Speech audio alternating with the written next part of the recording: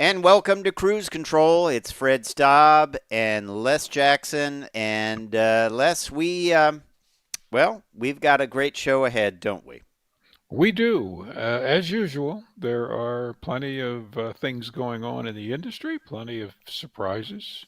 Yeah.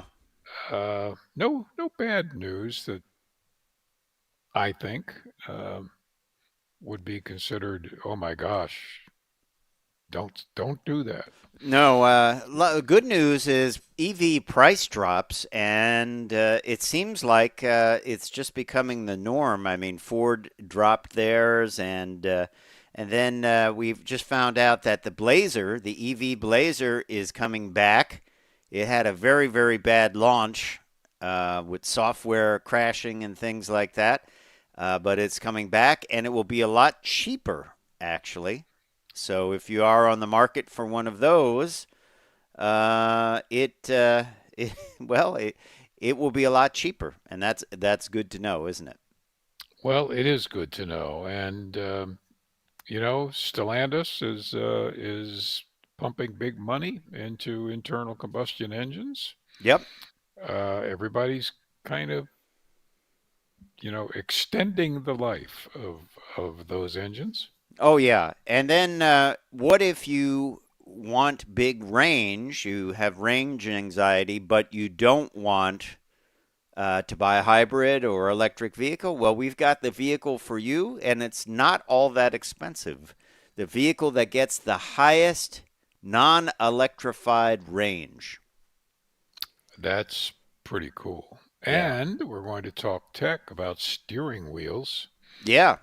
customizable steering wheels. We're going to explain that in detail. I'm not too sure I'm Remember thrilled with it, but remember people would put those dune buggy steering wheels in a oh regular yeah, car. It would be like a 10-inch steering wheel. You might have to yeah, turn it like you could. 50 times to make a left-hand That's turn. right. Yeah. It's like, hey, the one they put in at the factory was a little bit better engineered, but steering wheel is super important. It's what you touch and what you look hmm at all the time. So, hey, we will be right back with cruise control. So stay tuned. We're just getting started. We're getting right back to you.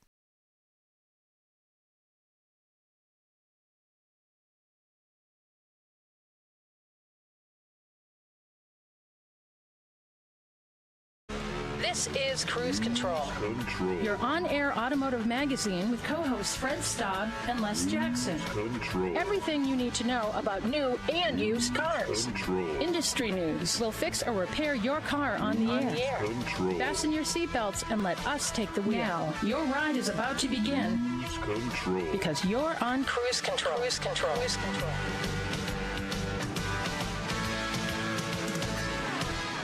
And welcome to Cruise Control, your on-air automotive magazine. I'm Fred Staub, and he is none other than Les Jackson. How you doing this week, Les? Hey, real well, Fred, and I know you are too. And we just, as usual, for all these years, we have interesting and different stuff to talk about the auto industry. Um, it's funny. In the past year or two, it's just gone up and down. In drivetrain interest. Yes. So, well, if you're interested in an electric vehicle and you don't want to pay as much as, people have been paying, Right. good news because there's a couple of new vehicles, and one of them is the EV Blazer that will be less expensive. And also, the Nissan Ariya will be less expensive. And it seems like a trend going on here, Les Jackson. Less expensive electric vehicles Yep. dropping $5,000-$6,000 each. So good And news. they're already not making money. So the Hey, if you're not plan is, making money, why not just not make a lot of money, right? well, that's right, because then you have a big write off. And anyway, range anxiety. There is a gas powered non hybrid car sold in this country that has the best range you can get. Yes, and So we'll tell you how far that is and what the vehicle is. Yeah, it's not a lot of money either. So, well, No, could be a that's good really one. cool. Yep. And then we're going to talk about Stellantis. You know, a lot of people are saying, well, the internal combustion is done. Well, over at Stellantis, they're pumping in billions to build a new internal combustion engines, and we'll tell you what they're cooking up. That's right. And notice they're not the only ones doing that. So stay tuned. And talking tech, customizable steering wheels. I'm laughing because, well, I'm laughing. Uh, but it's no joke or yoke, if you want to say that. We'll tell you what that all means, and we're interested to hear what you think. I also think they're bringing back those throttles that look like the big foot with the toes on them. Oh yeah, yeah. I did So, not ever use those things. yeah. And we'll also tell you about Hyundai looking to make fun, inexpensive EVs that are fast and fun to drive. Who doesn't want something fast and fun to drive? I don't know. I think Why everyone not? listening to Cruise Control wants fun stuff for sure. So, anyway, it's time to take a little break, but we have set it all up. We know you know what's coming up on Cruise Control. You've got to stay buckled up and stay with us because we will be right back. So, stay tuned to Cruise Control.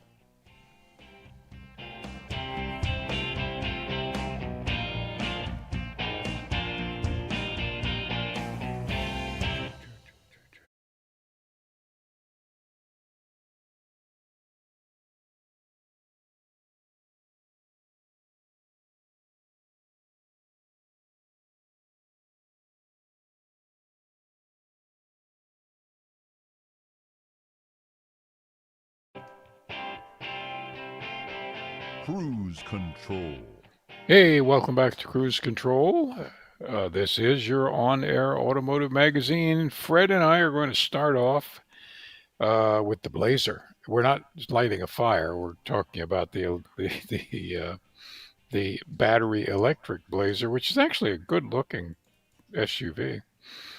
And it's back on sale. They pulled it for a while because software problems. We don't know what the exact problems We were, but the we do, chances are they we were. do actually. It's We do. Yeah, a automotive journalist was charging it, and the whole thing just stopped charging. He could, and the whole thing just crashed, Yeah. basically. Well, I mean, but that was the symptom. But do we know They what this? said all the software had to be rewritten. It wasn't ready. Yeah. Well, that's kind of big. Yeah, they did a stop sale on them, and a very troubled start to the Ultium system Yeah. for GM. But you were leading up to a price cut. Well, it's a price cut, as you're seeing now across the board with EVs, and their MSRP, which just a few months ago was 56,700 plus, has been reduced to 50,195. So not cheap, but but if you're looking for an SUV battery electric, and you have a Chevy dealer nearby, you can get quite a good deal on it, Yeah, and you could be assured that it'll charge, which is kind of important. yeah. And you get this federal tax credit. Yeah, now that's Uh, interesting because this is made in Mexico, I believe, but you still get the federal tax credit. I think they changed that, didn't they? well, they did. Plus, they've kind of broadened the categories of, well, where are the bulk of the parts made, and what's the content, what U.S. content is in some of those components. I'd hate to be the person that has to keep track of all that stuff. There's not a lot of vehicles that actually get the full $7,500. No, no, Uh, I think there's a list of like 9 or 10, something like that. But yeah, let's run down some of these prices lists for it. The LT all-wheel drive. The original MSRP was 56,715. Now it's down to 50,195, and Right. with the 7,500 off, that's 42,695. That's pretty inexpensive, right? That's pretty good. Now, I don't think you're going to get any negotiating ability if you go in. This is already not making money. So, That's true. don't try to, stick the knife in too deep.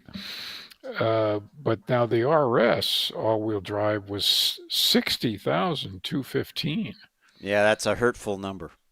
That's beginning to talk about big money. And new price 54, 595, and with the credit 47, 095. Now, of course, you still have to pay shipping, right? I would believe so, yes. But the thing is, remember, the average retail price of a vehicle is about 45,000. 40, yeah. So the 42, 47 is hovering in there. And then the RS rear wheel drive is interesting. The rear wheel drive is more expensive than It's more. must have a bigger battery.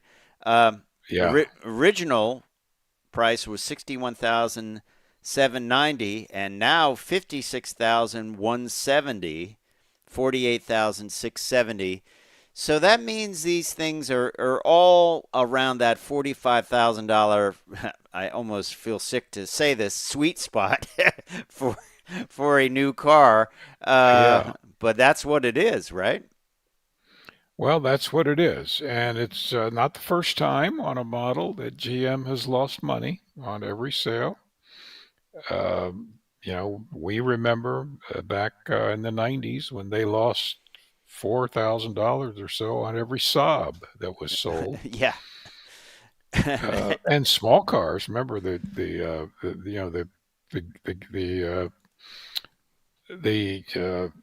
oh brother, I've already the gas uh, mileage requirements. Mm-hmm.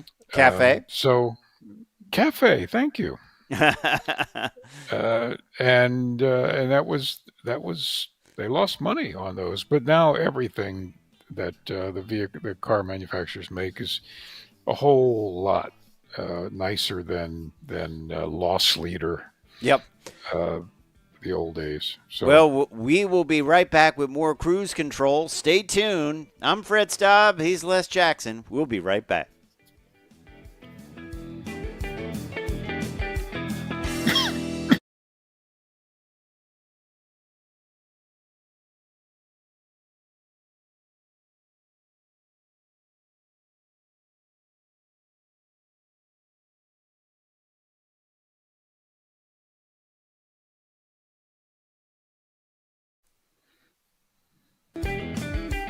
And welcome back to Cruise Control, your on-air automotive magazine. Fred Staub and Les Jackson. We are here all the time at this time, and we are going to continue on a theme of electric vehicles, new electric vehicles that are getting less expensive. We told you about the Chevy Blazer EV coming back after kind of a rough start.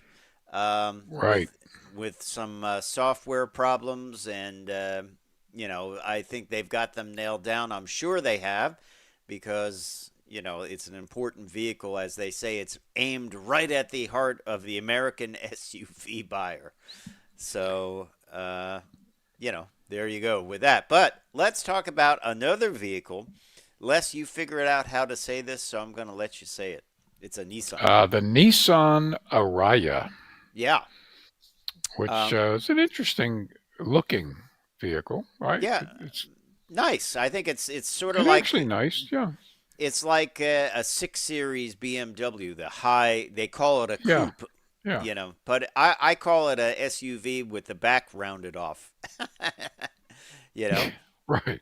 But it's like a coupe SUV. yeah, like a coupe SUV. And I've got the two-tone paint, which Nissan popularized. It goes a little bit lighter on the outside with the cladding and that. On the inside, Well, you've got a pretty plain interior dominated by the big screen. Right. Um, so here's good news for this.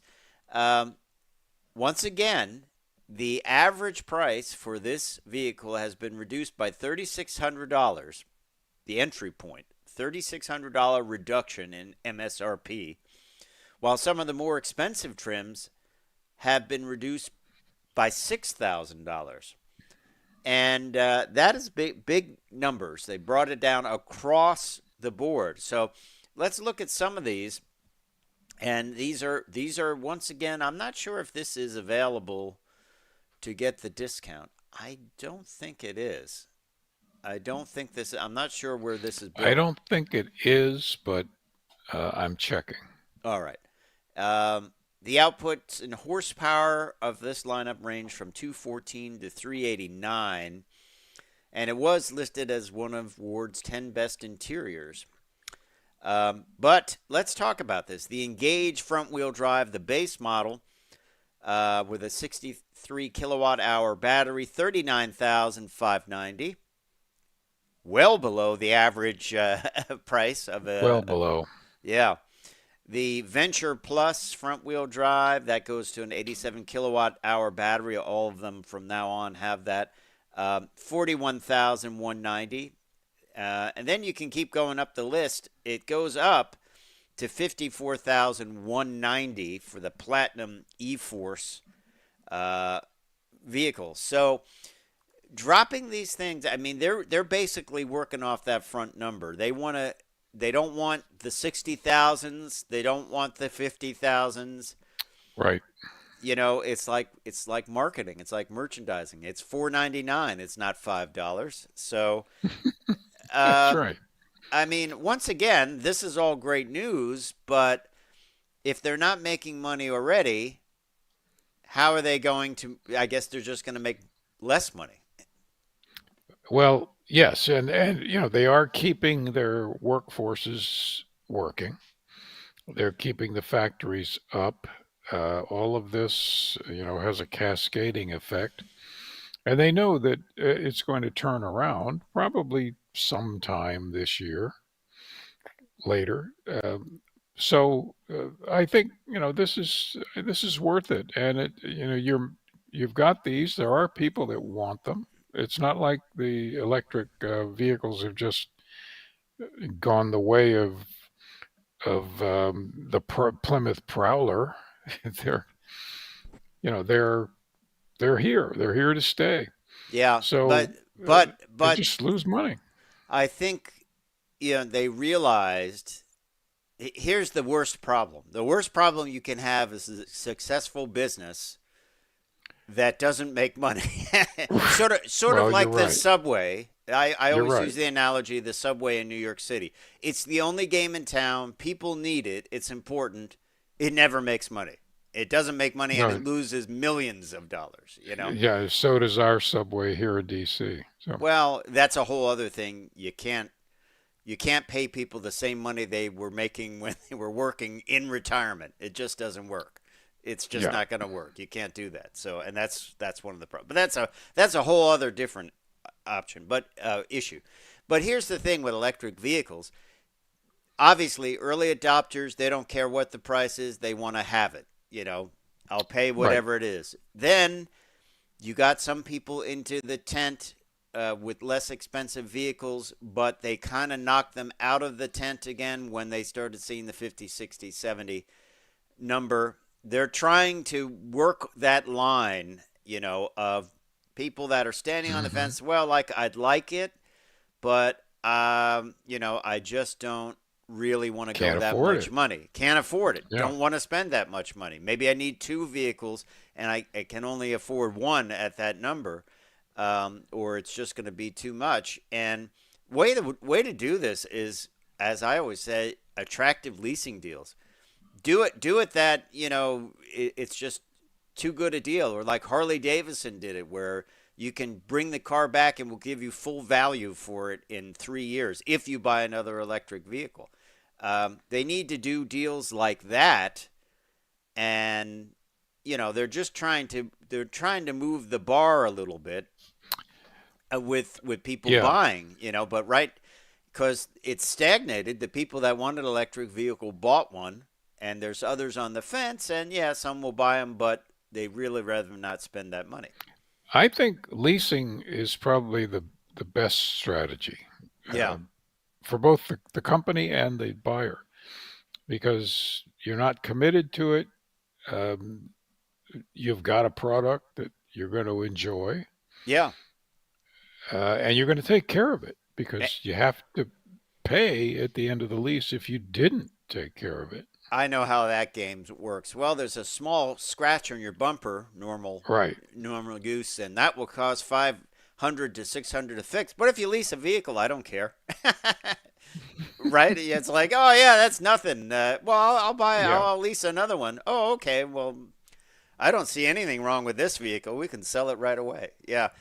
Um, yeah, I think it is the way to go, and I think they should structure great lease deals because as batteries develop, as the prices come down, you don't want to be locked in to a high Right. priced vehicle that you're paying for that's got 200 miles of range when something less expensive will have 400 miles of range. So I think Yeah. leasing is the answer, and lease deals is the answer for the manufacturers right now. Unless you're talking about something like a Chevy Bolt or maybe even not like that Nissan we talked about that's in the 40K area. I mean, I think that's safe. But once you move up above 50, $60,000, you're investing in technology that will be old pretty quickly, and it's a bad bet to buy it. But when we come back, we're going to talk about a vehicle that is not a hybrid. It's not a plug-in hybrid. It's not an electric vehicle. It is powered by gasoline, if you remember that, Les. Gasoline. You, Wow. you recall that? Smells funny, right? Yeah, it smells funny, but it's a great solvent unless you're smoking. Terrific solvent. Yeah. So this is a vehicle that doesn't cost a lot, but has the highest range of any non hybrid, non electric vehicle. And it's a pretty good range. And I tell you, if electric vehicles had this range and cost what this is, well, then people would get electric vehicles by the bushel. But we'll tell you about that. We're also going to talk about customizable steering wheels, which is Hmm. which is interesting, and Stellantis. Of course, they announced their Charger this week. First electric, then it's going to be internal combustion. They're spending billions on new non-electric drivetrains. So we'll tell you what's up with that. When we come back on Cruise Control, your on-air automotive magazine, Fred Staub, Les Jackson, we will be right back. Hmm.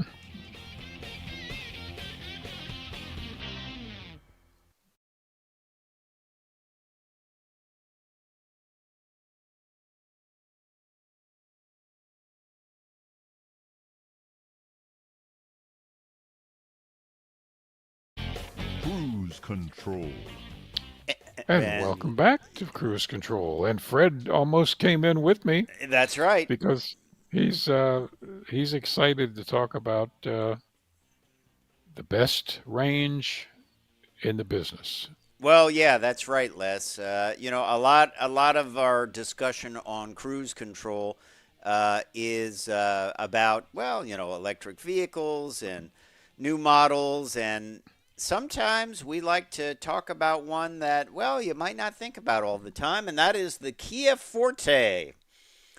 The Kia Forte, The, available at your yep, dealer. It's a car, believe it or not. it's a car. It's a small car. It's very reliable. Yeah, stylish. It's well, it's a tremendous bargain for the money. Sort of the size of a Corolla, I would say, wouldn't you? Yeah, right. It's in that or the Honda Civic. Yeah. And I'm sure you can go into your dealer and make a deal on it. And it gets a 450-mile range. This is not a hybrid. This is not a electric vehicle. 450-mile range on one tank of gas. That's incredible. That's pretty good. That's a day's drive for sure. Yeah, yeah, exactly. Now, EPA rates it at 448 miles. Uh, it has a 14-gallon tank, and it's pretty. I bet it's a good deal. I don't know what they go for, but I bet it's a good deal. And I think what we're trying to do here is open your eyes up. If you need a vehicle, a second vehicle, or you just want like a good basic car that gets good range, has a great warranty, something like this Forte could be one to pick out, right? That's right. And it actually is getting about 33 miles to the gallon, Yep. which is, you know, decent. I mean, it's not a hybrid, No. but there you go. And they're, 10-year drivetrain warranty. Yeah. It's pretty hard to go wrong. Yeah, nice interior as always. Kia does a nice job with their interiors. So, um, the idea here behind this is to let you know that there are options out there for everyone, and you don't have to spend $45,000 when you go in to buy a vehicle, right? Well, that's right. I believe I can look it up real quick, but I believe that the base price is in the low to mid 20s. Yeah.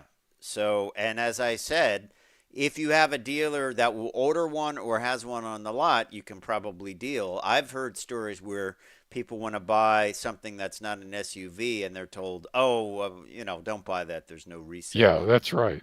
That's Because right. they're thinking about it as something for them to trade in, and they'll have to sell it in 3 years. But really, if I think there's nothing wrong with buying something like that, and it's a proven platform, and to get that kind of mileage, and in a car that's nicely equipped, even the base Yep. model Kias have just about everything you need. So. Let's take a look, Les, at Stellantis. Big news this week. They invested $6 billion, or are investing $6 billion to keep combustion engines alive.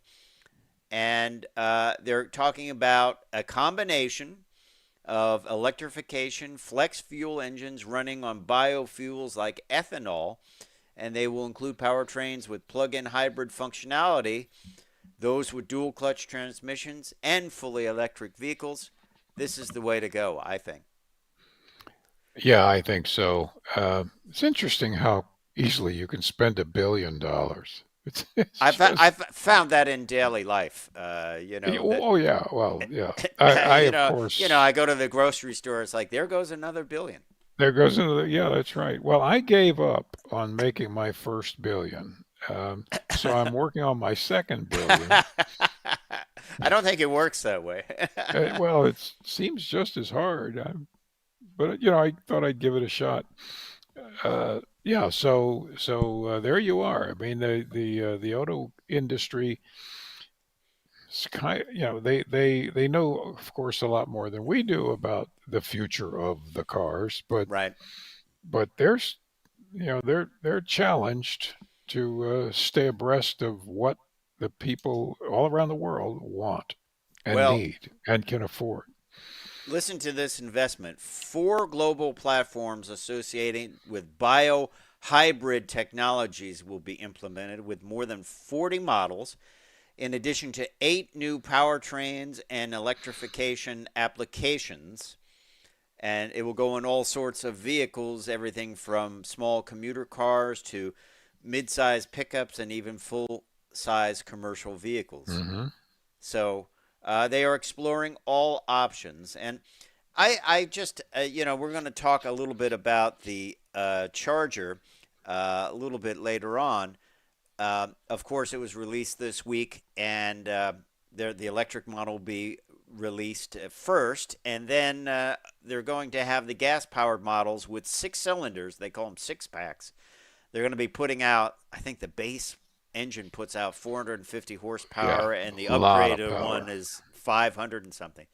But I wonder why they could not have made a small, high revving V8 for some of these applications, just to say they have a V8. Well, What's I agree with you, but V8s have kind of have become basically obsolete uh, not to need most people.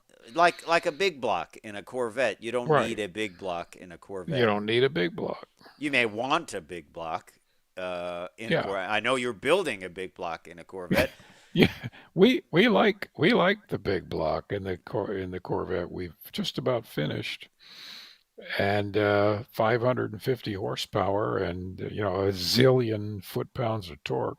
Yeah, if you have that Uh, stump you want to pull out of the ground, it's that's a exactly right. Well, pr- we thought we'd use it for helping dock large ships, uh, yes, but yeah. Um, I just think the approach to all of these things, explore all the options is key. Now, some of this article may be directed at developing countries where they're probably not going to go all electric anytime soon. But I think we have to no, look at biofuels. We have to look at um, other options and electrification. And I always said, imagine if 80, 90% of the vehicles offered, the bread and butter vehicles, were hybrids or plug-in hybrids. Right now, imagine the difference it'd in be the use of fuels. massive, Yeah, massive. yeah. So don't be a one solution person. I think, have a lot of tools in your tool chest. Don't have a screwdriver and say it will work as a wrench. Develop everything. And I just think that's a good move on the part of Stellantis to keep Yeah, their options open, right? absolutely. It's the putting all the chickens in one basket. Uh, don't do it. Yeah, yeah, exactly. So it'll be interesting to see Actually, it what. would be the eggs. Yeah, yeah. The Chickens chickens won't and stay in the basket. no, they won't stay very long. They won't stay very long for that. So, yeah, interesting stuff. Interesting stuff. Well, do you feel like talking a little tech? Absolutely. Although this subject, I don't know why I'm laughing but I think it's funny. However, so here's the deal. GM is working on a steering wheel that can change from a circle to a yoke, Right. uh, and everything in between. And I my first question to GM is why? Just because you can do it, Yeah. why do you want to do it? And as a gadget, it's kind of cute, but you know what happens as soon as you buy a car. You set the seat in one position, you set the mirror, and then you never touch it again. Yeah. So, so I'm going to be a naysayer on this, but we'll talk about the technology anyway. Yeah. And this comes from CarBuzz, and they always look at the United States Patent and Trademark Office, what's coming up. So let me describe it. Sort of picture a yoke, right, with your two Okay. hands, and the top parts can snap out and snap in. So you can go from a circle to a squircle, which is sort of what the Corvette has. Right. It's a square circle, or a yoke. And we'll talk a little bit about this and maybe some of the thinking behind it when we come back on Cruise Control, your on air automotive magazine. Fred Staub, Les Jackson, we will be right back.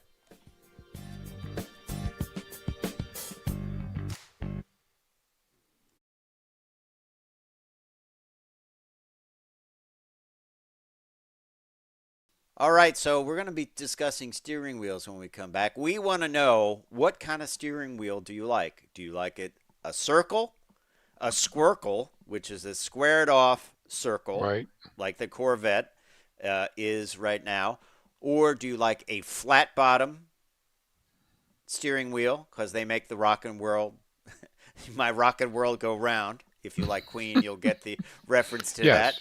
Yes. So Or if that's you're just this. a larger person, they give you a little bit more room, you know. Or do you want a yoke, uh, like you're driving an airplane or a Formula One car? Yeah, yeah. Because you can still customize your steering wheel, but you have to take the airbag out. You have to pull the steering wheel. This would allow That's you to right. customize your steering wheel without doing that. You wouldn't have to pull the airbag. You could change the color of the leather on the steering wheel, have a two-tone wheel. Um, who knows? Maybe even a add a heated wheel. Who knows what they have in mind? So we'll talk about this a little bit more when we come back on Cruise Control.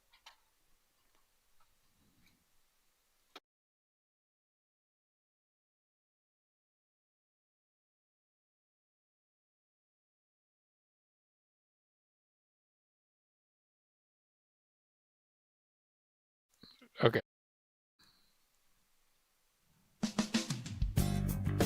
Cruise control. And welcome back to Cruise Control. We are still talking about and disagreeing about the GM's In a friendly way. customizable steering wheel in a very friendly way. Yeah. And they have a patent on a Yeah. steering wheel that is kind of like an erector set. You Have it can your way. snap in things in and out, and make it a different shape, like a yoke, like a square wheel, like a flat Yeah. bottom wheel. Yep. Um, I just personally don't think very many people would be interested in paying money for that. Uh, Well, but but you do bring up a good point that if different members of the family might want a certain shape because it fits them better. well, also think about this, Les. uh, Manufacturers tend to use the same steering wheel across all their models, like Mazda. Hmm. If you get a big SUV, you get the same steering wheel as the Miata. Remember when Chevy used the Cobalt steering wheel in the C6 Right. Corvette? Everyone was like, I got a That Corvette. upset the Corvette people. Yeah, and it's the part you hang on to. And it used to be easy to customize. You could get one of those, wood wheels with the spokes with the Exactly. circles in it, and it was an easy thing. I did it. You had a steering wheel puller, and it was easy, and it was Oh, fun. I've pulled many steering wheels Yeah, over the years, but but I've never wanted to change the shape of them. I've wanted w- to make them smaller well, or maybe larger. that's what's they're at here. Maybe that can be done, and they can use this across the model lineup and offer more variety.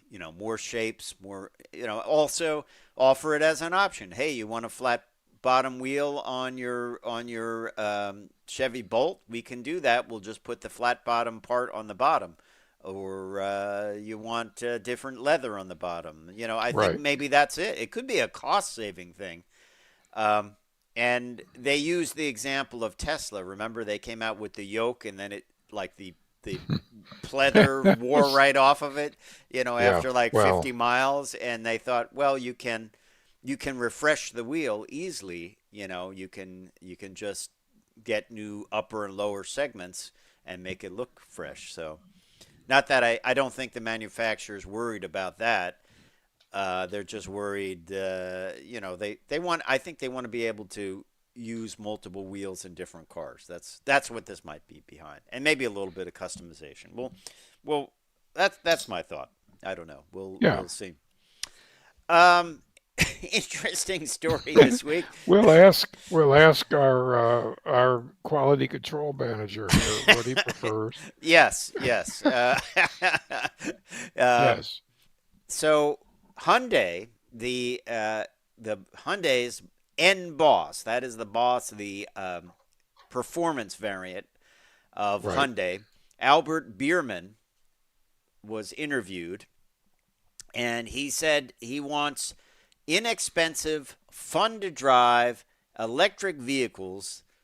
And he was talking at the Australian launch of the Ionic 5N, and he wants like kind of pocket rocket electric vehicles, sort of like bringing back hot hatches, but with the Elantra N brand and for less money. I mean, he was at an event where they were bringing out the Ionic 5N, which will have a MSRP of up to $60,000.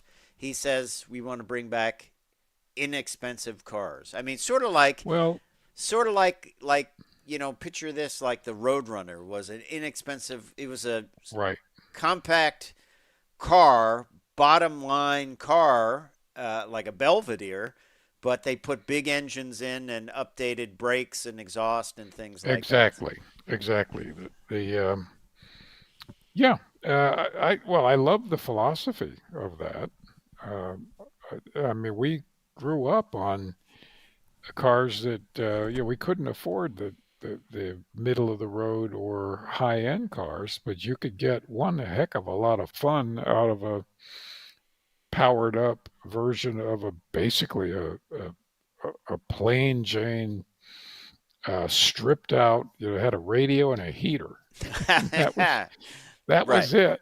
And a bench seat. Uh, but you could put a big engine in it. You could put a 4 speed in it, Yeah. and you could have an awful lot of fun. Yeah. I mean, it's power to weight. It's all power to weight. That's it. Power to weight, and lots of a big budget for tires. Yeah, you're gonna watch them go up in a Well, haze I of used to buy glory. a lot of retreads. Did you ever leave the retread on the road? The Never did, but I had some alligators? that were beginning to delaminate, Yeah. and I had to replace them. Do you know they call those alligators when they come off the No, trucks and they're no, you never want to hit them. I mean, no. I They have at night because you can't see them. It's black on a black road and you Yeah, see it. they could do a lot of damage. They can. They can. I hit one at night on a highway, and I was lucky. I could wax off all the scuff marks, but it looked like someone drove on the side of the car because you know, Yeah, literally I saw it in the headlights, and I was like a foot away from it, too and late. too late. And you don't want to create an accident to avoid it. So, but I was able to wax out all the damage. But they're called alligators. Alligators. I will remember that. They sort of look like an alligator, I guess. You know. Um, hey, Cybertrucks. I know you want to always talk about Cybertrucks. I know Oh that's. yeah, because I'm so fascinated with it. Uh, it, it actually it actually is quite high tech. it Uh, is. it's It is it's high it's as tech. high tech as it is ridiculous looking, but it's high tech.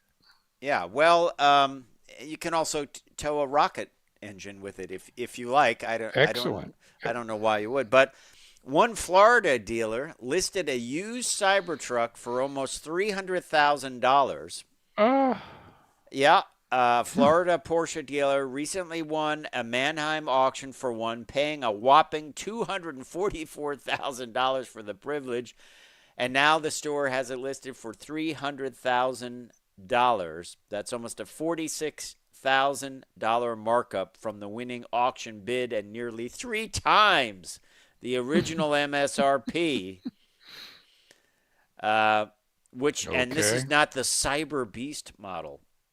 This is not that model even. So, uh, they Tesla has a policy against flipping that could cost sellers up to 50 grand. Funny, the markup is 46,000, and they could have to pay 50. So it seems like they're still in the hole for $4,000. Well, yeah, but the original owner didn't flip it. The original owner just Sold it. uh, traded it in, and it went to the Mannheim auctions. Yeah. What do you think? What do you think this will happen? What will happen with this? I don't know. Do you think there'll be a penalty? Well, I don't see how Tesla can make that dealer pay a penalty. No. And I also think this is a little bit hard to, unless you've signed a contract That specific. Remember Yeah, John Sienna that they told him don't sell the Ford GT. Remember they that's were right. And having that condo board it interview. didn't work. The Ford couldn't get the money. Yeah, he just sold it. No, Sold I it just six don't months think later or whatever. you can enforce such contracts. Yeah, But yeah. Interesting. But hey, what do you think about those contracts? Let us know on our Facebook page or our YouTube page. Do you think it's fair for a car manufacturer to say, well, you can't sell this vehicle in 6 months or a year after buying it? You have to hang on to it. Or, is that okay? Hey, prevent them from flipping. We want to know. Let us know. Hey, it's time for me to say I'm Fred Staub. I'm Les Jackson. We are going to see you down the road. Bye.